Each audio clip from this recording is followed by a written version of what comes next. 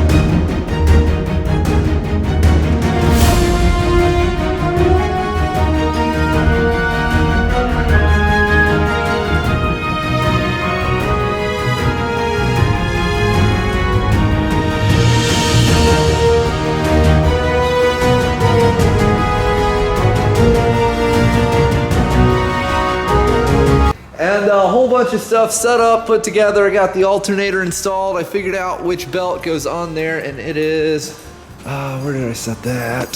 For the record, a 1/2 inch by 42 1/4 belt, just for future reference. Got that on there, got the water pump installed, fuel line ran. I guess pretty much all that's left to do, other than to feed this dog who's reminding me it's pretty close to the time he expects his supper, is to do the wiring on this. I had it temporarily wired before, just like basically a starting circuit.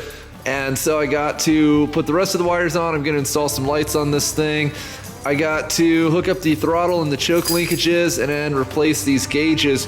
What's really interesting is this one up in here was actually plugged off. You can kind of see the outline of where that plug used to go. So it only had the 2 gauges. My theory on that is that, you know, from the factory, this used a generator style charging system. And so they just assumed it was never gonna work. And so they didn't even put a gauge in. But now that we have an alternator, I want a real voltage gauge in this. So yeah, I'm pretty excited to see this coming together.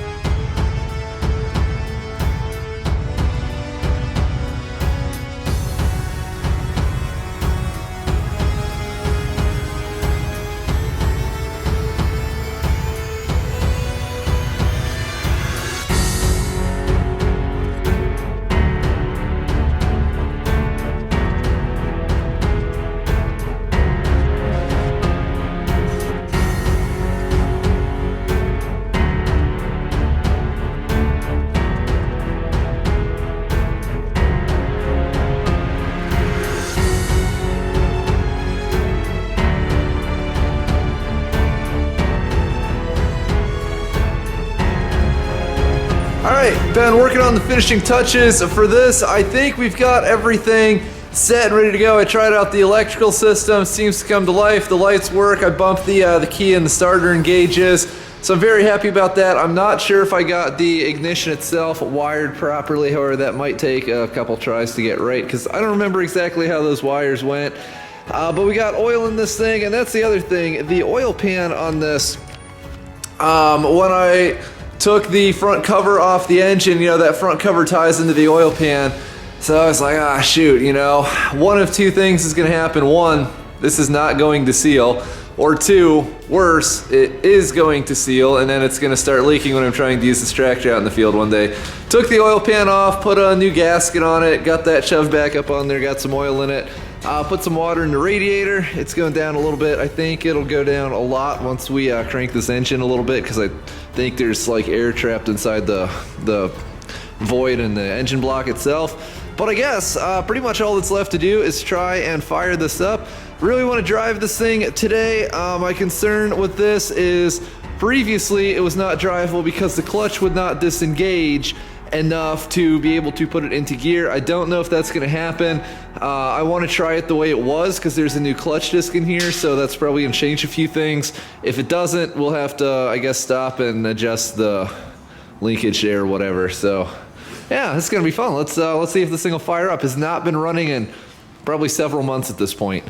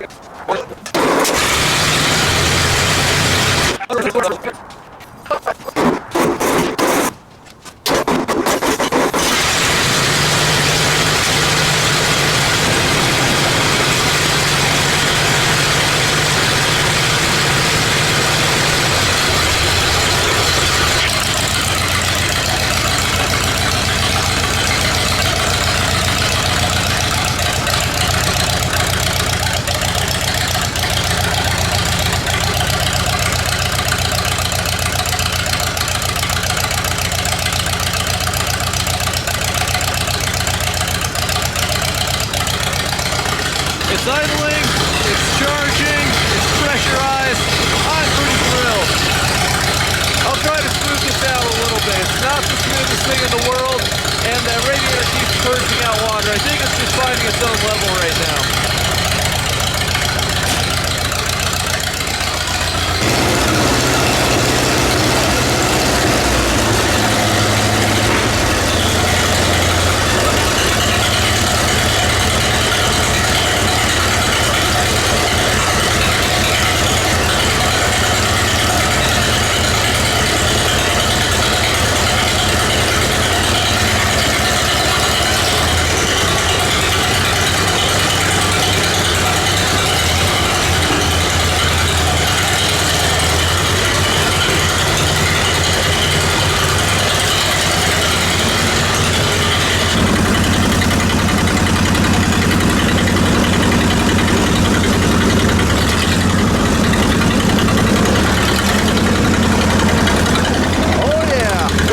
This monster.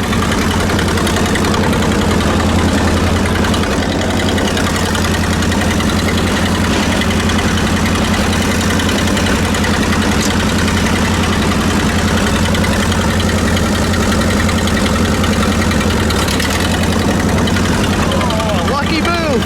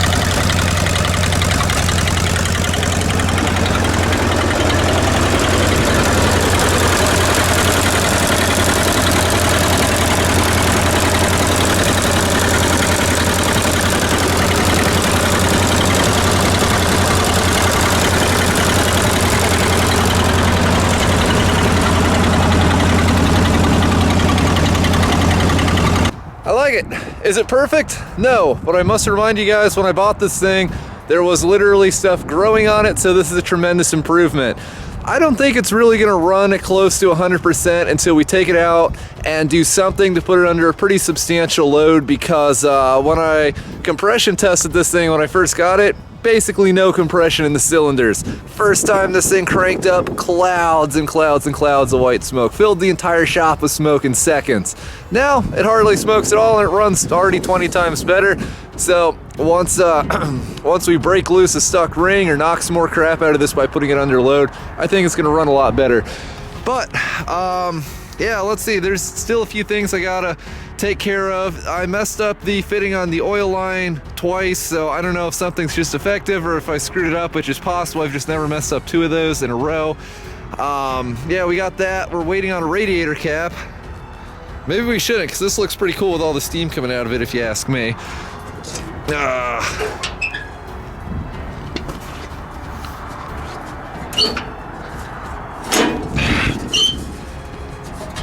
Man, between having to pull on the manual steering on this thing and now do this, oh, I'm kind of regretting not setting up the GoPro.